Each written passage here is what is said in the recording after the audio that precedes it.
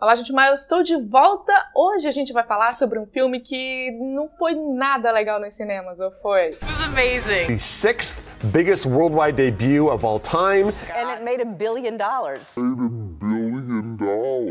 No vídeo de hoje a gente vai falar sobre por que não temos muitos outros filmes de heroínas e também o que deu errado com esse filme.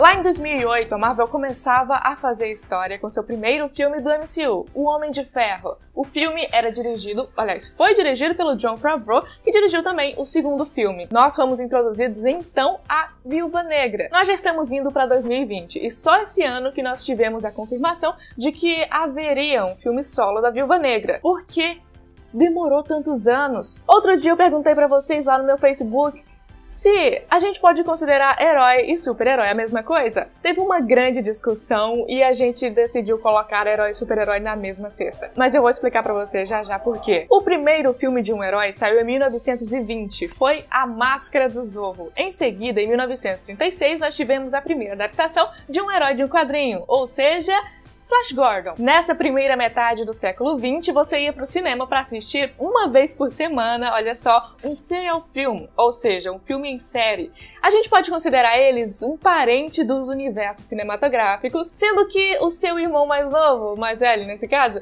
seria o universo de monstros da Universal, que eu acredito que eles fizeram sem nem imaginar esse termo, que esse termo se tornaria tão famoso. Nesse universo de monstros, a gente pode chamar o Boris Karloff de Robert Downey Jr. e a noiva do Frankenstein como se fossem os Vingadores. E assim, a gente chega nos dias de hoje com séries de TV como Game of Thrones, que cada episódio é praticamente um filme. Os seriais mais famosos nesse caso são As Aventuras do Capitão Marvel em 1941, depois The Batman em 1943 e Captain America, sendo esse o primeiro live action de um personagem já feito da Marvel, que nesse caso, nessa época, chamava Timely Comics. Já em 1948, a gente tem o primeiro live action do Superman. Mas o filme mais influente e mais importante, aliás, a primeira tentativa mais séria de fazer um filme de um super-herói foi o Superman, que também criou o termo super-herói, porque até então todo mundo era só herói.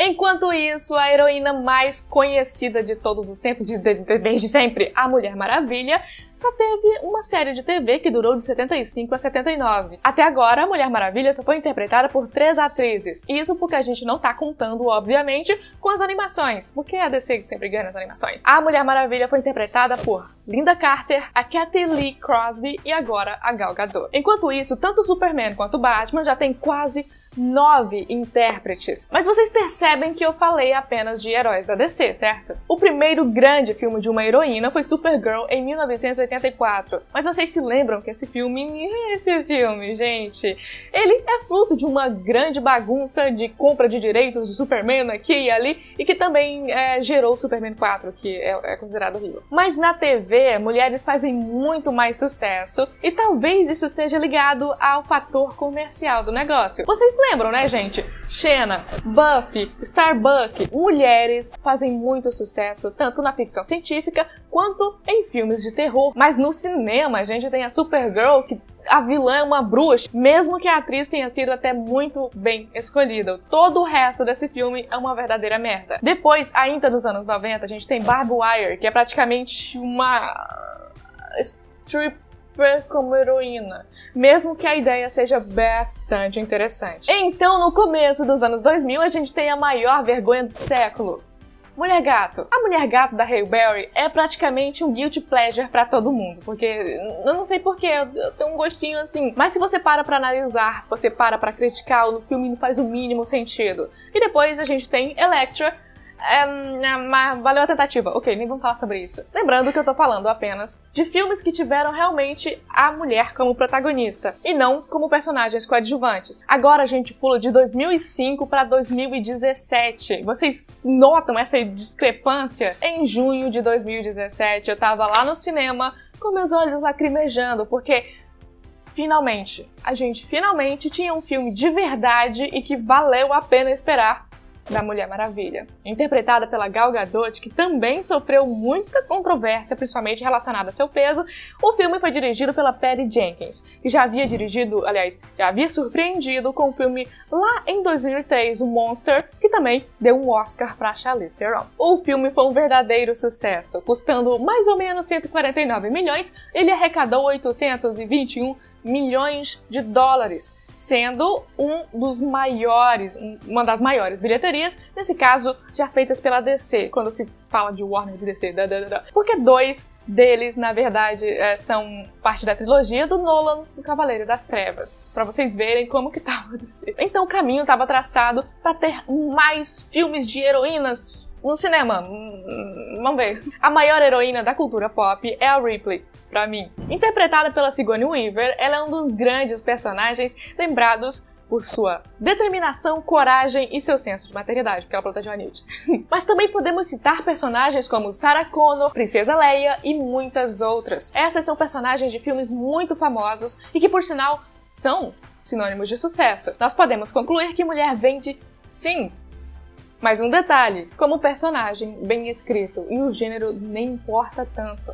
Mas na TV as heroínas ainda continuam arrasando. Será por quê? Porque a gente tem mais produções de heroínas na TV do que no cinema. Talvez isso esteja ligado diretamente ao investimento. O investimento na TV é muito menor do que no cinema. Mas onde eu quero chegar é que Capitã Marvel melhora muito depois que você assiste uma segunda vez e longe de toda a negatividade que foi gerada na época do lançamento. O primeiro trailer de Capitã Marvel tem 58 milhões de visualizações, para vocês terem uma ideia do quanto esse filme era esperado. A divulgação do filme parecia que até ia bem, até que a Brie Larson, a vencedora do Oscar por Room, ativista por direitos iguais em Hollywood, disse: I do not need a 40-year-old white dude to tell me what didn't work for him about a wrinkle in time. Então pronto, a internet decidiu que a Brie Larson odiava os homens brancos. E já que a gente tá falando de uma dobra no tempo, esse filme é feito com muita paixão e otimismo, mas é uma bosta. Na internet a gente já tá acostumado com ações desproporcionais de fãs, por exemplo, de Star Wars. Um exemplo disso foi o ódio contra a Kelly Marie Tran, que resultou com a atriz deletando as redes sociais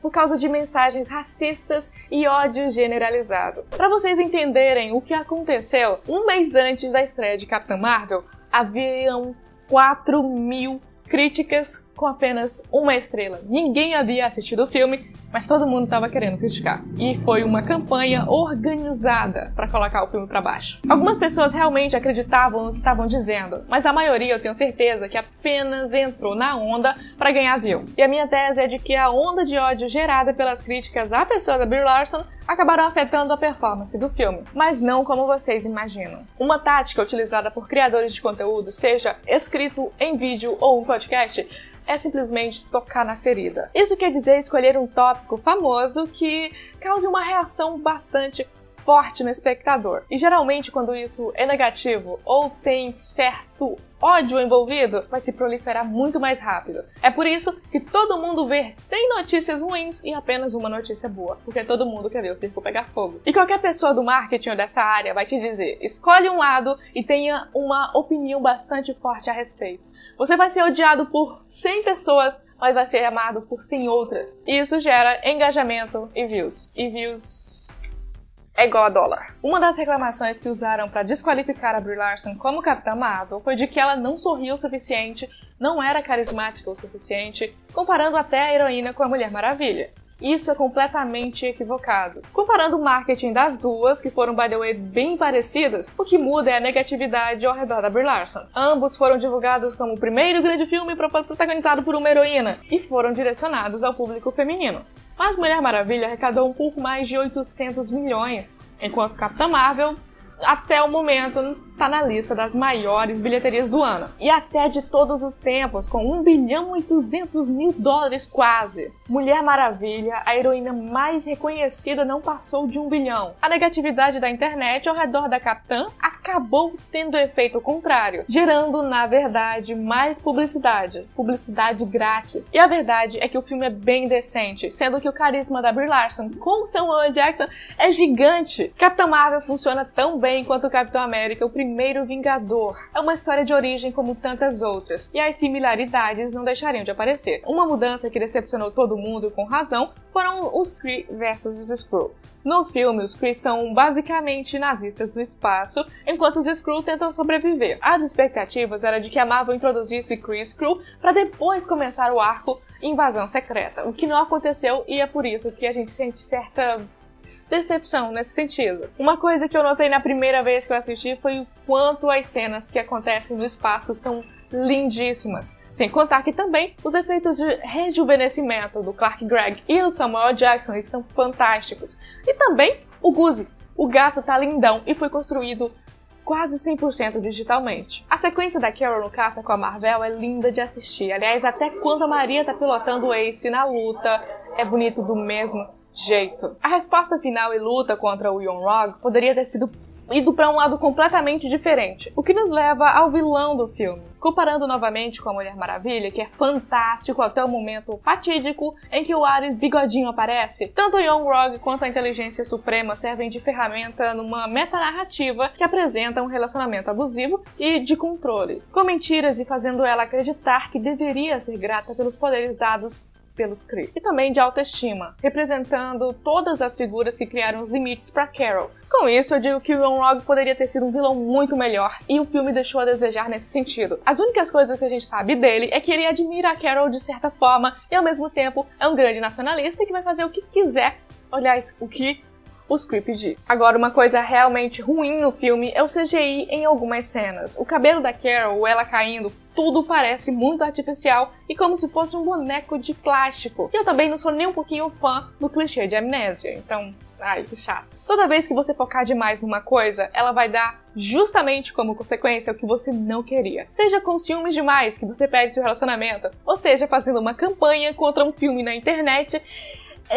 Que, gente do céu, se você fizer uma campanha e muita gente falar a respeito, é claro que você vai dar publicidade grátis. E no caso de Capitã Marvel, um filme apenas bom se tornou um dos maiores sucessos da Marvel porque algumas pessoas não aguentaram a opinião de uma outra pessoa pedindo mais igualdade de oportunidades e representação. Mas a Capitã Marvel provocou mudanças significativas no algoritmo do YouTube e na maneira como as críticas são feitas no Rotten Tomatoes. A empresa doou $100 mil para festivais que dessem mais oportunidades a críticos de origens diversas, principalmente se eles forem freelancers. E provou também que, com a equipe certa, o esforço e investimento, filmes de heroínas podem sim ser sucesso. E não é à toa que o Kevin Feige está correndo atrás para investir em séries e filmes de super-heroínas da Marvel. Até agora, os filmes de heroína estão numa proporção de 10:3, vamos dizer. Mas sucessos como o da Mulher Maravilha e Capitã Marvel e tudo que vem por aí na Marvel também, olha só, tanta Marvel, provam que na verdade tem um grande público aí e que eles estão prontos para explorar. Esse foi o nosso vídeo sobre o que deu errado com a Capitã Marvel. Se você tiver gostado desse vídeo, inscreva-se no canal, deixe seu like e a gente se vê no próximo. Tchau! Think for yourselves, don't be sheep.